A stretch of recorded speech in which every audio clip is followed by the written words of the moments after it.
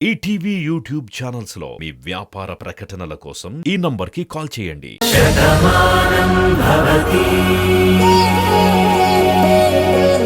ఎందుకు బామ్మ నీకు నీలిమ అంటే అంత కోపం? భానులాగే తను కూడా ఒక ఆడపిల్లే కదా. ఒరే, భానుకి దానికి పోలిక పెట్టకురా. దేవతకి దెయ్యానికి చాలా తేడా ఉంటుంది.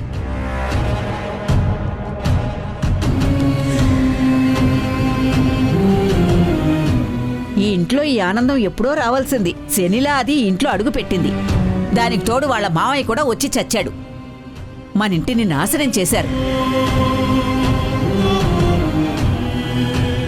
భాను మీద ఊర్మిళకి విషాన్ని నింపారు. ఈ ఇంటి మహాలక్ష్మి చేత కన్నీళ్లు పెట్టించారా. అలాంటి వాళ్ళ నీడ కూడా మంచిది కాదురా. అందుకే దాని పేరు చెప్తేనే నా కుళ్ళు మండిపోతుంది. బస్తాడు మిరపకాయలు దిష్టి తీసి మంటలో వేసినా దాని కన్ను దిష్టి నుంచి తప్పించుకోలేము. అది నీలిమ అంటే. బామ్మా వదిలే, ఎవరి పాపాన వాళ్ళు పోతారు. ఎలా వదిలేయమంటావే? ఇన్నాళ్ళు అది చేసిన పాపానికి నువ్వు బాధపడ్డావు.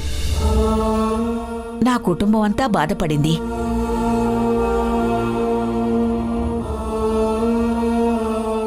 ఇప్పటికైనా ఆ దేవుడి దయవల్ల మనందరం కలిశాము. మీకు తెలియందేముంది, జీవితం అన్నాక ఒక మంచి ఒక చెడు ఉంటుంది. ఆ నీలిమ అంతలా చేసింది కాబట్టే మన భాను గురించి చెల్లెమ్మతో సహా అందరికీ తనేంటో అర్థమైంది.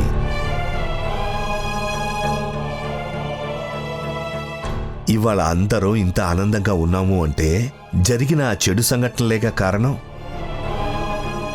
అవును బామ్మ, ఇంకా ఏది ఏమైనా నన్ను భానుని ఎవరూ దూరం చేయలేరు. ఇంక నువ్వు బాధపడాల్సిన అవసరమే లేదు. అదే జరిగితే సంతోషంరా. కాని ఏమూలో మీ మీద ఆ నీలిమ నీడలు కమ్ముతాయో, ఆ నీలిమ ఇంకేం చేస్తుందోనని నేను భయపడుతున్నానురా. మనందరం ఒకటయ్యాక ఇంకా నీలిమ ఏం చేయగలుగుతుంది? ఏమీ చేయలేదులే. మీరందరూ ప్రశాంతంగా భోంచేయండి.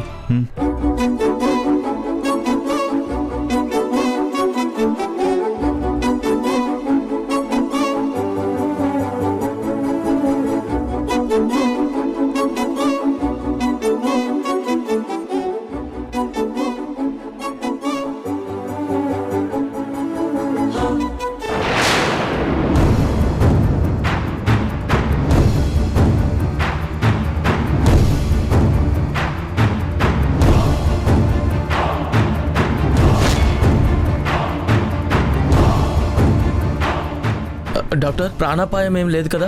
ఏమీ లేదు, ప్రాణాపాయం ఏమీ లేదు. కానీ దెబ్బలు బలంగా తగిలాయి. కోలుకోవడానికి కొంత టైం పడుతుంది. అయినా యాక్సిడెంట్ ఎలా జరిగింది?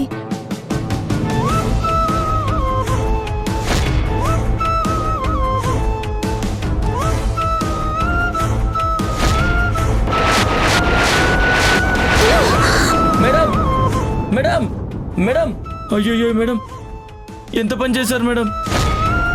మీ మామయ్య గారు చెప్తూనే ఉన్నారు, అయినా ఆయన మాట వినిపించుకోలేదు. చూడండి ఎంత పెద్ద దెబ్బ తగిలిందో. నా మనసుకి ఇంతకన్నా పెద్ద దెబ్బ తగిలింది. ఆ గాయం ముందు ఈ గాయం చాలా చిన్నది. ఎన్ని దెబ్బలు తగిలినా నా బాధ చల్లారుతూ నేను అనుకున్నది నెరవేరినప్పుడు నేనేమైపోతే ఏముంది? అయ్యో అలా అనకండి మేడం. పదండి మేడం, హాస్పిటల్కి వెళ్దాం. యాక్సిడెంట్ ఎలా జరిగింది అంటే చెప్పరేంటి? నేను వ్యాన్లో వస్తున్నాను. అటు నుంచి ఈ అమ్మాయి కారులో వేగంగా వస్తుంది. బ్రేకులు ఫెయిల్ అయినట్టున్నాయి. కారు కంట్రోల్ తప్పి వెళ్ళి చెట్టుకు గుద్దేసింది. అది చూసి హాస్పిటల్కి తీసుకొస్తుంటే దారిలో స్పృహ కోల్పోయింది. ట్రీట్మెంట్ అయింది కదా, స్పృహ వస్తుందిలే. డాక్టర్, ఆవిడ కళ్ళు తెరిచింది. అవునా?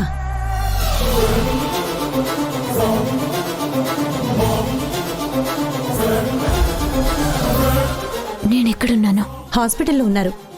ఇదిగో తనే తీసుకొచ్చాడు. మీ పేరు? నీలిమ. ఎలా ఉంది? ఎక్కడుంటారు? ఊర్మిళాదేవి గారింట్లో. చెలిమా, పెళ్లి రోజు చేయాల్సిన అప్పగింతలు ఈ రోజు చేస్తున్నాను. ఇక నుంచి నా కూతుర్ని కంటికి రెప్పలా కాపాడుకోమ్మా. తెలిసి తెలియకేవైనా పొరపాట్లు జరిగినా కన్న తల్లిలా మన్నించమ్మా.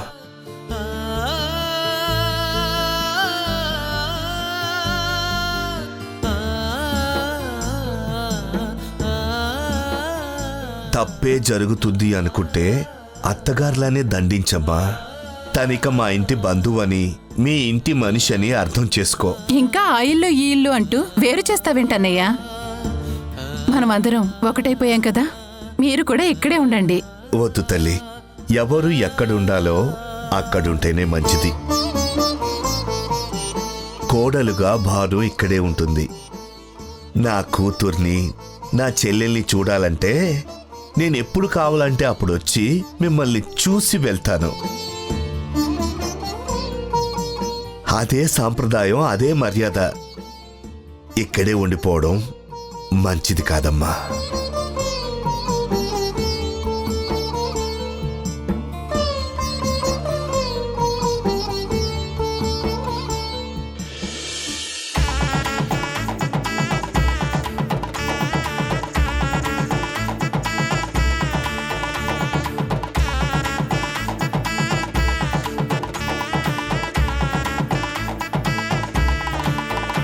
భాను, ఇక నుంచి ఈ ఇంటి బాధ్యతని నీకు నేను అప్పగిస్తున్నాను.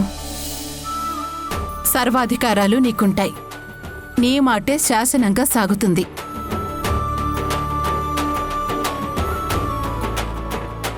ఇవి నా కొద్దత్తయ్యా. నేనెప్పుడు అధికారాన్ని కోరుకోలేదు. మీ అందరి ఆత్మీయతనే కోరుకున్నాను.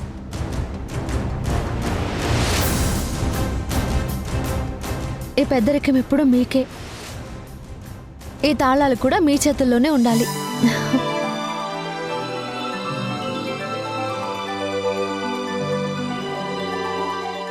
ఈ ఇంటి గౌరవానికి భంగం కలగకుండా చూడాల్సిన బాధ్యత నాది. నా కుటుంబం మీద ఏ మచ్చ పడకూడదు. నా వాళ్ళకి ఎటువంటి ఇబ్బంది కలగకూడదు. దానికోసం నేను పాటుపడుతూ ఉంటాను. మీరు ఏం చెప్తే అది నేను తల వంచుకుని వింటాను. మీ ముందు తల దించుకునే ఉంటాను. చాలా సంతోషంగా ఉంది. ఎవరెవరెలా ఉండాలో వాళ్ళకి తెలుసు. మన హద్దులు మనం గీసుకున్నప్పుడు ఇంకే ఏ అడ్డంకులు ఉండవు.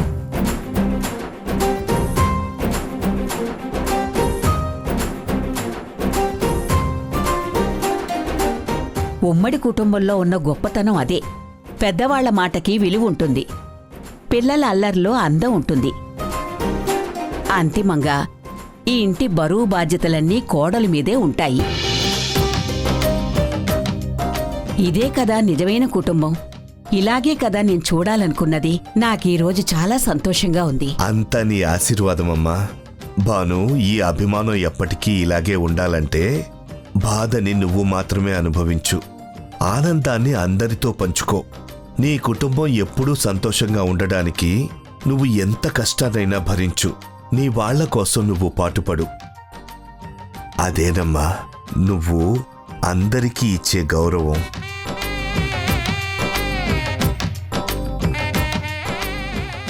నా మీనాక్షి ఇలా ఉంది కాబట్టే తనున్నంత వరకు మనిల్లు స్వర్గంలా ఉండేది. నువ్వు కూడా నీ ఇంటిని స్వర్గంలో మార్చుకో తల్లి. మీరు ఇంతలా చెప్పాలా నాన్న? పరిస్థితులు ఎలా ఉన్నా వాళ్ళని నేను వదులుకోను. వాళ్ళని బాధ పెట్టే పనులు నేనెప్పుడు చేయను. నాకు తెలుసు తల్లి. నా బంగారాన్ని గురించి నాకు తెలీదా? అయినా నాన్నగా నేను చెప్పాలి కాబట్టి చెప్తున్నాను. సరేనా చెల్లెమ్మా? మరికి నేను వెళ్తాను. వెళ్ళొస్తాను అని అనాలన్నయ్యా. సారీ, వెళ్ళొస్తానమ్మా. నేను వెళ్ళొస్తాను భాను. నువ్వెక్కడికే? నువ్వు మీ అత్తగారింట్లో ఉన్నావు. ఇక్కడుండి నేనేం చేయను? అంకుల్కి తోడుగా వెళ్తాను. చాందిని, ఇక మనం కూడా బయలుదేరదామా? అదేంటి పార్దు, అందరం కలిసిపోయాం కదా, మీరు కూడా ఇక నుంచి ఇక్కడే ఉండొచ్చు కదా. అందరం కలిసి ఉండడం ఆనందంగానే ఉంటుంది మావయ్య. కానీ నీలిమ సమస్య ఇంకా సమస్యగానే ఉంది. తనని శాశ్వతంగా అమెరికాకి వెళ్ళిపోనివ్వండి. అప్పుడు మేం కూడా శాశ్వతంగా ఇక్కడే ఉంటాం. అంతేలే. ఇల్లు వేరుగా ఉన్నా అందరం ఒకటే కదా. వాళ్ళకి చూడాలనిపిస్తే వాళ్ళొస్తారు, మనకి చూడాలనిపిస్తే మనం వెళతాము.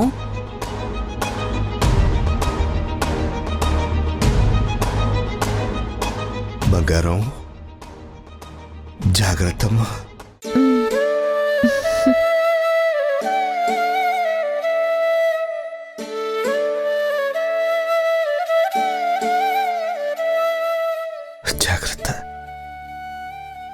నువ్వేం బాధపడకన్నయ్యా. ఇక నుంచి భానుమతి నా కూతురు. ఆ విషయం నాకు అర్థమైందమ్మా. ఈ జన్మకది చాలు. వస్తాన్రా. అలాగేరా, జాగ్రత్త. అమ్మా వస్తాను. అమ్మా పద. చాందిని వస్తా తల్లి. బాబు జాగ్రత్త. అలాగే మావయ్య. వస్తానయ్యా. అలాగే.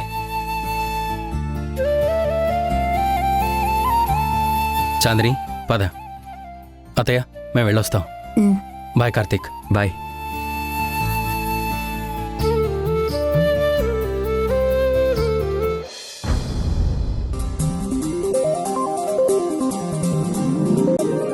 బాను, ఎన్నాళ్ళ నుంచి నేను కలలు కంటున్నాను. ఈ రోజు నెరవేరబోతుంది. మనిద్దరం ఒకటి కాబోతున్నాం. ఇంకా ఈ జీవితంలో ఆనందమే తప్ప బాధ అనేది ఉండదు. నిన్ను నా గుండెల్లో పెట్టుకొని చూసుకుంటాను. నా మనసంతా నిండిన నిన్ను నా ఇంటి మహారాణిలా అపురూపంగా చూసుకుంటాను.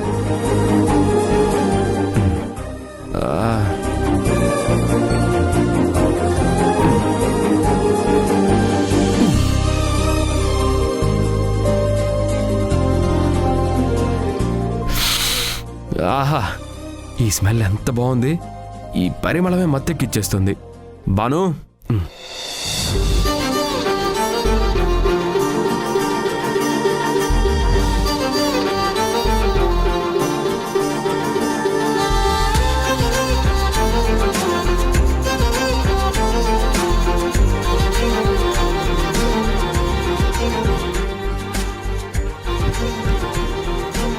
ఎంత అందంగా ఉన్నావు బాను. నిన్నిలా చూస్తుంటే నా మనసు పులకరించిపోతుంది. నువ్వు వచ్చే వరకు క్షణం ఒక యుగంలా గడిచింది. ఇంకా నువ్వు వచ్చావు కదా, ఇప్పుడు గంటలు క్షణాల్లా మారిపోతాయి. ఏంటండి ఏదో ఇప్పుడే పెళ్ళైనట్టు ఏంటా మాటలు?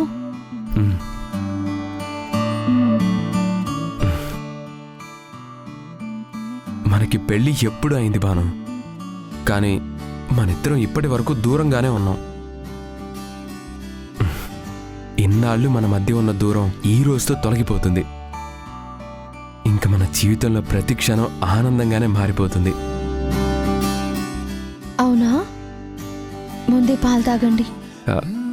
ఎంత మాత్రం ఊహలో లేని ఉత్సవాలలో మునిగితేనా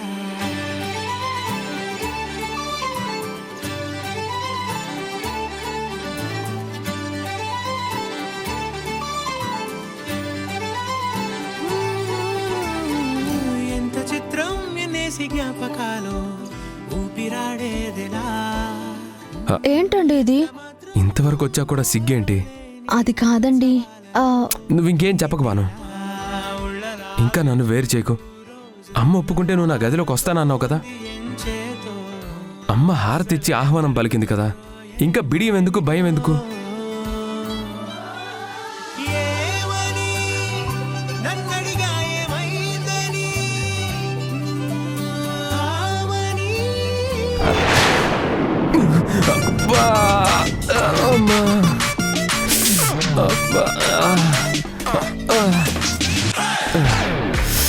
అబ్బా, ఏంటి ఇదంతా నా ఊహ?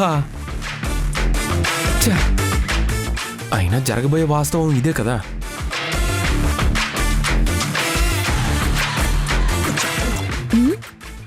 ఏంటండి మీలో మీరే మాట్లాడుకుంటున్నారు? ఏంటి బాను ఇది? వాటర్ బాటిల్ అండి. అది నాకు తెలుసు. నువ్వు వాటర్ బాటిల్ తీసుకొని వచ్చావేంటి? మీకు రాత్రి నిద్ర లేచి మంచినీళ్లు తాగే అలవాటు ఉంది కదా, అందుకే తీసుకొచ్చాను. నా అలవాటు సరే, ఆనవాయితీ ఏది? అంటే ఇదిగో, అలా అమాయకంగా నటించి నన్ను మరింత బాధ పెట్టకు. అసలు మీరు దేని గురించి మాట్లాడుతున్నారో నాకు అర్థం కావట్లేదు. నువ్వేం చెప్పావు? అమ్మ ఒప్పుకుంటే నువ్వు నా గదిలోకి వస్తానన్నావు. శ్రీవారు, మీరు తప్పుగా అర్థం చేసుకున్నారు. అత్తయ్య ఒప్పుకుంటే నేను ఇంట్లోకి వస్తాను అన్నాను. ఓహో, మరొచ్చేసావు కదా, మరింకేంటి? అదే, ఇక నుంచి ఏం జరగాలన్నా ప్రతిదీ అత్తయ్య చెప్పాలి. ఆవిడ మాటే నాకు వేదవాక్కు. అన్ని విషయాలు అమ్మ చెప్తేనే చేయకూడదు. ఈ విషయంలో మాత్రం నా మాట విను ప్లీజ్. కుదరదండి. నేను అత్తచాటు కోడల్ని. నేను మాత్రం నీకోసమే పరితపించే భర్తని. నేను కాదనట్లేదు శ్రీవారు, కానీ అత్తయ్య చెప్పే వరకు కుదరదు అంటున్నాను. అది కాదు బాను, ప్లీజ్ బాను. ఒకే చోట్లో విడివిడిగా ఎలా పడుకుంటాం? అందుకే మీరు ఈ గదిలో పడుకోండి, నేను బామ్మ గదిలో పడుకుంటాను. ఏ అది కాదు బాను, బాను, Good night. అది కాదు బాను, బాను, అది కాదు. ఛ.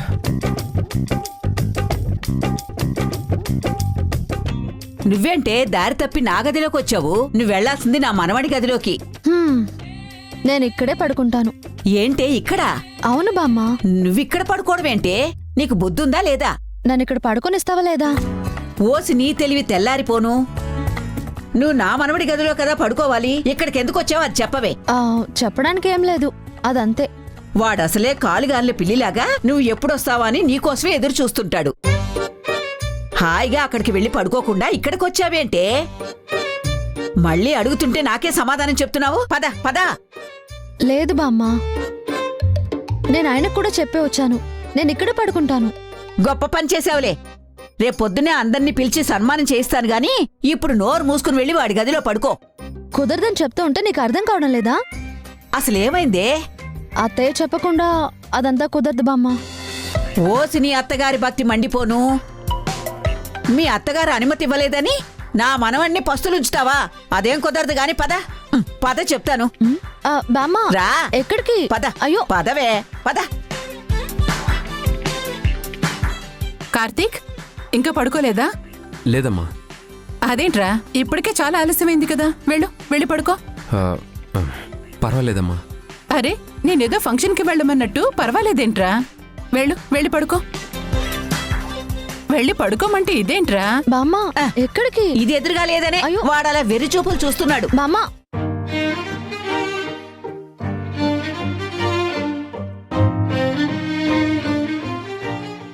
అదేంటమ్మమ్మా, వీడు హాల్లో ఉన్నాడు, భారునేమో నువ్వు నీ రూంలోంచి తీసుకుని వస్తున్నావు. నీ కోడలు నీ కొడుకు గదిలోకి వెళ్ళనని పంతం పట్టిందే. ఎందుకు? అదేంటంటే నువ్వు ఉండవే. ఇలాంటి విషయాల్లో మొహాటు పడితే వీడిలాగే హాల్లో తిరగాల్సి వస్తుంది. అసలు ఇక్కడేం జరుగుతుందో నాకేం అర్థం కావడం లేదు. ఏముంది, నువ్వు పిలిస్తేనే గాని ఇంట్లోకి రానంది కదా. అవును, అందుకే కదా హారతిచ్చి మరీ ఇంట్లోకి పిలిచాను. అందుకే కదా బాను మనందరినీ అంత బాగా చూసుకుంటుంది. పగలంతా మమ్మల్ని ఎంత బాగా చూసుకున్నా రాత్రుళ్ళు నిన్ను బాగా చూసుకోవాలి కదరా. బామ్మ ఏంటా మాటలు? సంసారంలో రహస్యాలుండాలి తప్ప భార్యాభర్తల మధ్య దూరం ఉండకూడదే. చూడు ఊర్మిళ, బానుకి నువ్వు అనుమతిస్తే తప్ప వాడి గదిలోకి వెళ్ళనంటుంది. ఇంతకు మించి నేనేమీ చెప్పలేను.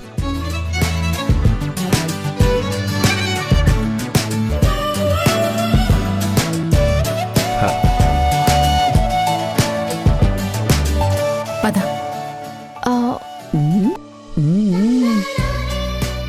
ఒరే నువ్వు ఉండరా, నేను పాలు తీసుకొస్తాను.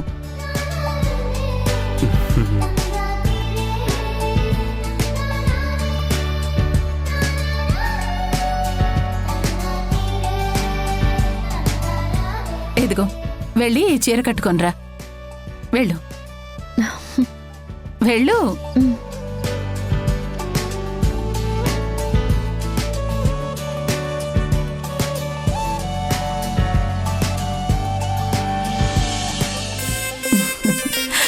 రా కూర్చో.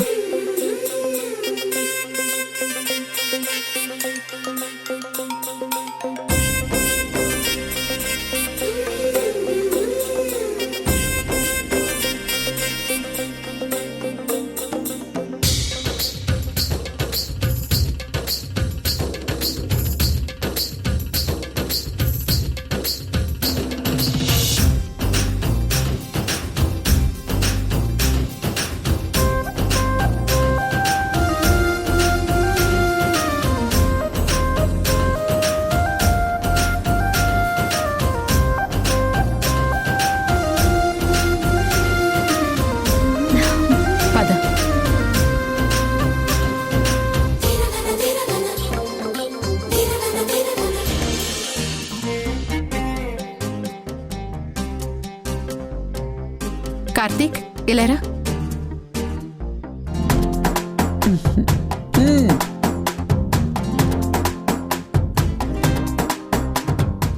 అత్తగారిగా నేను చెప్తున్నాను, ఇక మీ జీవితాన్ని పాలు పంచుకోండి.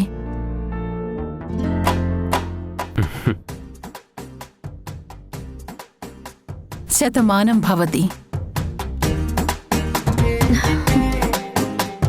బాను, మీ అత్తగారు అనుమతి ఇచ్చింది కదా, ఇక ఎలాంటి గ్రహణాలు లేకుండా మీ జీవితాన్ని పంచుకోండి.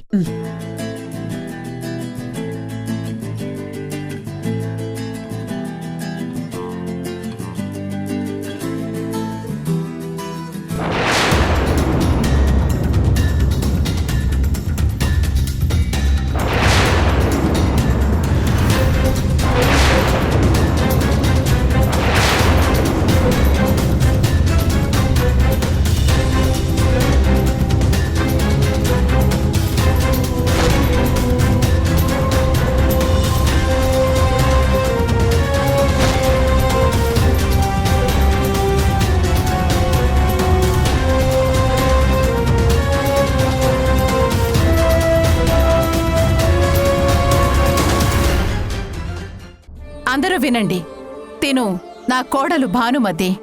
ఈ రోజు నుంచి మన ఆఫీస్లో వన్ ఆఫ్ ద డైరెక్టర్స్ గా ఉంటుంది.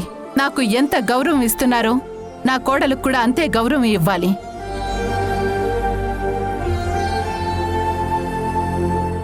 చూడు, ఈ రోజు నుంచి ఇది నీ క్యాబిన్. కంగ్రాచులేషన్స్. థ్యాంక్స్ అత్తయ్య. ఈటీవీ విన్ యాప్ రోజుకి కేవలం రూపాయి మాత్రమే. ఇప్పుడే ఈటీవీ విన్ యాప్ డౌన్లోడ్ చేసి సబ్స్క్రైబ్ చేయండి.